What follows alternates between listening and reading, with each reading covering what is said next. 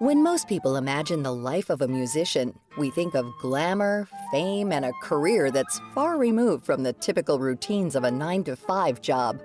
But looking past this perception, the reality of daily life for many independent artists is spending hours juggling various roles beyond just practice and performance. The administrative stuff is running just about 15 to 20 hours a week pretty consistently.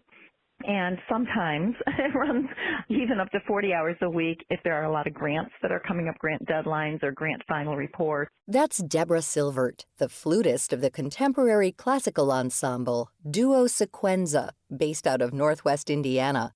Silvert is also the executive director of Sequenza Chamber Music Incorporated, a nonprofit arts organization created to support the mission of the group. Duo Sequenza is made up of Silvert and classical guitarist Paul Bowman. The two musicians joined forces in 2015 after a long hiatus, but have faced an upward battle to find funding. The popularity of classical music in general has been on a steady decline in recent decades as its cultural relevancy and visibility wanes amongst younger generations. When we came back together as a duo in 2015, I had no idea that we were going to have to form a nonprofit. And what happened was that the climate for classical music changed dramatically. A lot of the presenters that we had relied on to book us for concerts in the past had simply folded. They didn't exist anymore. So we saw, oh my goodness, there's no, we're going to really have to promote very heavily. We can't just rely on the presenters just to simply find us and book us. We have to really promote, which of course takes more money. And the revenue streams are very, very small. Even for the recordings, you would think, with as expensive it is to produce a classical recording, that you would get some significant sum of money coming back in. And that's just not true. So if there's no nonprofit in place, I think it makes it harder to fundraise. And what I've learned is that as the executive director of SCMI, that's my main job, is raising money so that we can put the music out there. Each week, Silvert spends her days writing grants, working on fundraising campaigns, and garnering publicity through networking in the community and on social media. She says that many artists from her generation never received formal training on how to succeed in the business of music. Most of us are pretty introverted, and it's very hard to do the networking piece in the business community, and that's an essential piece of entrepreneurship. And it's difficult for me to do that because I may appear to be an extrovert, but really I'm not that comfortable. I go to these business networking things and I watch the people work the room. I can watch these business types. They go from person to person. They put their hand out. They shake hands and they give their 30-second elevator pitch, about what their business is and what they do. And I find that so incredibly difficult. Despite the challenges of fundraising, Silvert pushes ahead because she believes in the preservation of classical music and the unique sound of small ensembles like Duo Sequenza.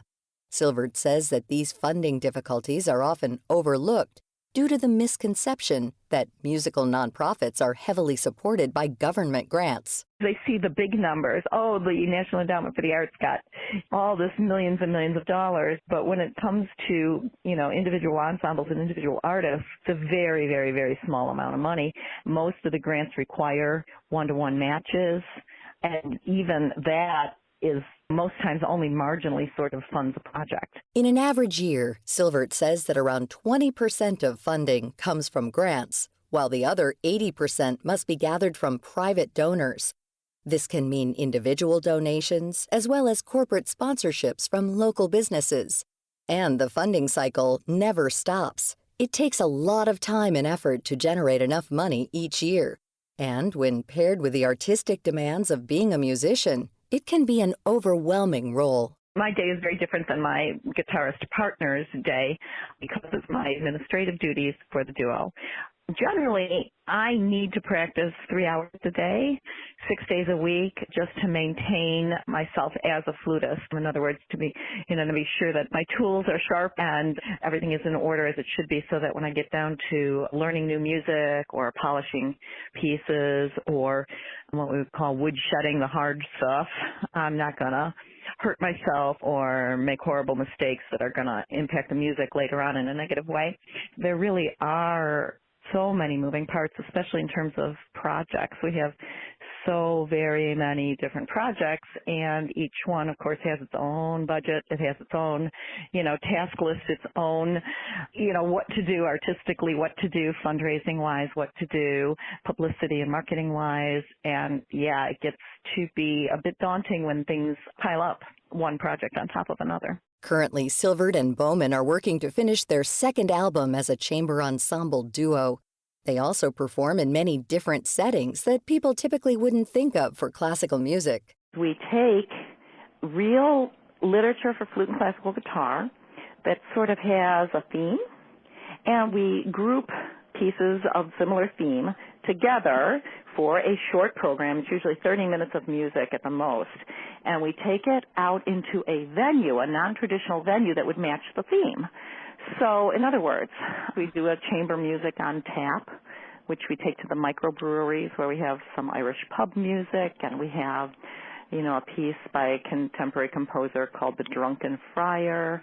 And people are usually just really surprised. They don't know exactly what to expect, but we give them something they didn't expect in a really good way. They really like it. In the end, the ups and downs of being a musician and entrepreneur are worth it when the duo receives this kind of feedback from fans. Despite the hardships of working within classical music, Silvert still recommends this career path to young people if they're passionate about their craft. For me, there's nothing that could possibly be any more satisfying. No matter how difficult it is, there's just nothing else for me that would be more rewarding or more satisfying than being able to make music and give that to listeners. Now, I think things would have been much easier for Paul and I at this point in our lives had we not taken the 21 years away from concertizing, but that was life. It happened. He was in Europe. I was here in the States. I was raising 4 kids, and a few of them with special needs, and it was just the way it was. So I think that for young people going in, eyes wide open, I think now a lot of the conservatories and music schools, they have arts administration programs. They have recognized that the entrepreneurship piece is vital, and you've got to have that going on, too. You cannot just be a musician and practice and hope for the best. Music is a competitive and challenging field, but one that's equally rewarding. To support the musical work of Debra Silvert, Paul Bowman, and Duo Sequenza, visit duosequenza.com. That's DUOSEQUENZA.com. For more resources and to find archives of past shows, go to viewpointsradio.org. This segment was written and produced by Amira Zaveri, studio production by Jason Dickey. I'm Marty Peterson. Viewpoints returns in just a moment.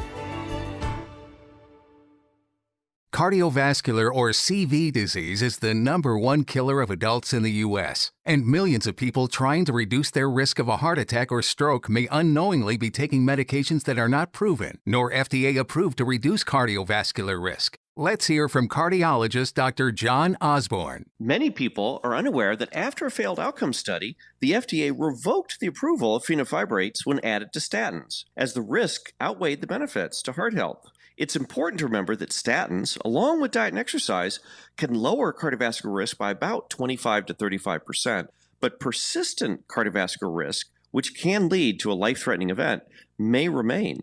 I would tell anyone still being prescribed fenofibrates, such as Tricor and Trilipix, with a statin, to talk to their doctor about FDA-approved therapies for cardiovascular risk reduction. To learn more and get clear on the facts, visit itscleartomenow.com. Again, that's itscleartomenow.com.